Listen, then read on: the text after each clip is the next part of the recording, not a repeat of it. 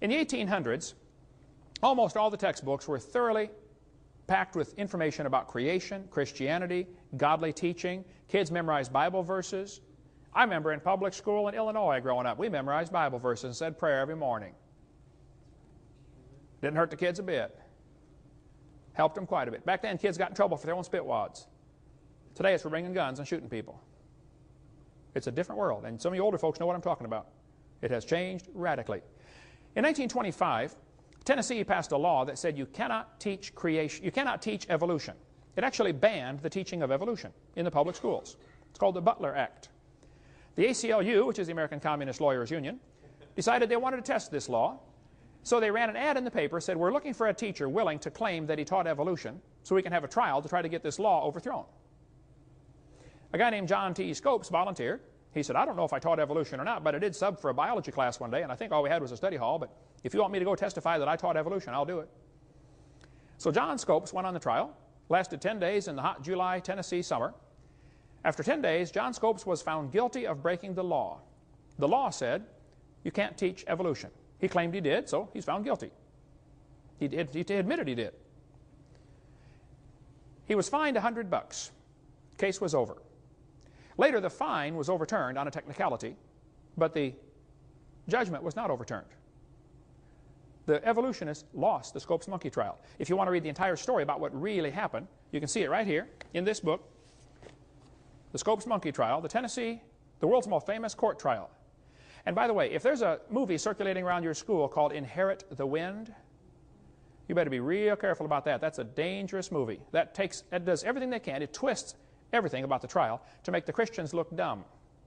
You want to read word for word every word that was spoken there? Here it is right here, the court transcript verbatim. You can get it from Bryan College in Dayton, Tennessee. The Dayton courthouse is still there with a big museum where you can go out through and see where it actually happened. If you go north of Chattanooga about, I don't know, 70 or 80 miles, you can get to Dayton, Tennessee. Been through there a bunch of times. There's a good a good book expose about the Inherit the Wind movie that circulates around. And just about every year, this is shown in public schools here in Pensacola, where they try to teach the kids the Christians were dumb and they lost the trial. They changed all sorts of things about that. And you ought to be up in arms over that being shown to your kids. You can sign a statement saying, I don't want my child shown the movie Inherit the Wind. Have it notarized and take it into the school. They won't show your kid. You say it's against my religious convictions to lie to my kids, and that movie's a lie. Okay? But I guarantee it'll be shown this year and next year and the next year. I saw it about 4 times growing up before I realized what a lie it was.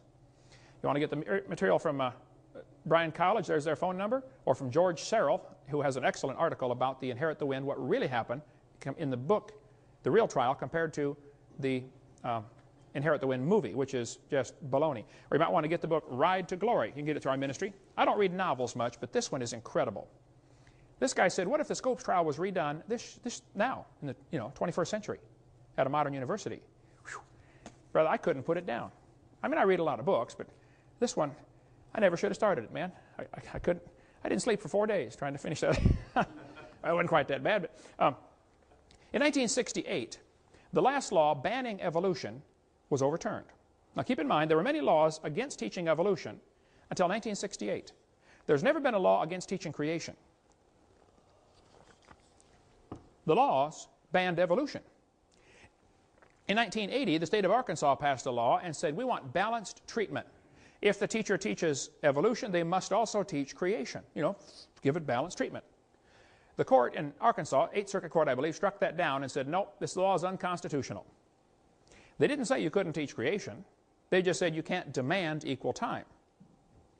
And the atheists started going around saying, see, you can't teach creation. That's not what the law said. It's not what the court said. They never said you can't teach creation. They just said you can't require that the teachers teach creation. If we passed a law in Florida that said the teachers are required to breathe, I bet that law would be struck down. Because, I mean, you probably ought to breathe, but they can't require that you breathe. Right? And that's what happened with the Arkansas law. Then Louisiana passed a law requiring teachers to teach creation if they taught evolution. Again, balanced treatment. Supreme Court struck this one. It went all the way to Supreme Court. Supreme Court struck it down.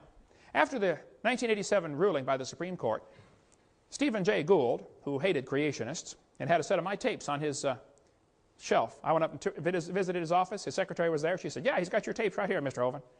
I never did get to meet him. He died a few years ago. He knows better now. He's no longer an evolutionist.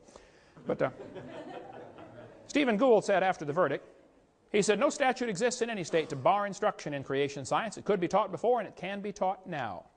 They never said you can't teach creation. The court said you can't require it.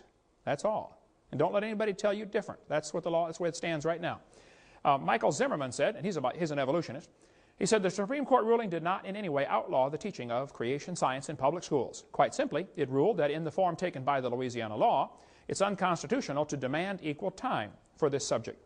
Creation science can still be brought into science classrooms if and when teachers and administrators feel it is appropriate. Numerous surveys have shown that teachers and administrators favor just this route. And in fact, creation science is being taught in science courses throughout the country. Eugenia Scott is the president of the National Center for Science Education. Boy, what a lousy name. They're not in favor of science. They're in favor of defending evolution is all.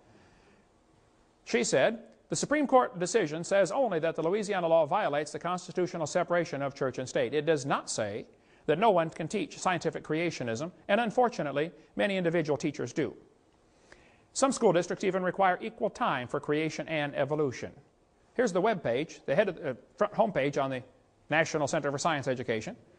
Welcome to the home page of NCSE, a non-profit, tax-exempt membership organization working to defend the teaching of evolution against sectarian attack.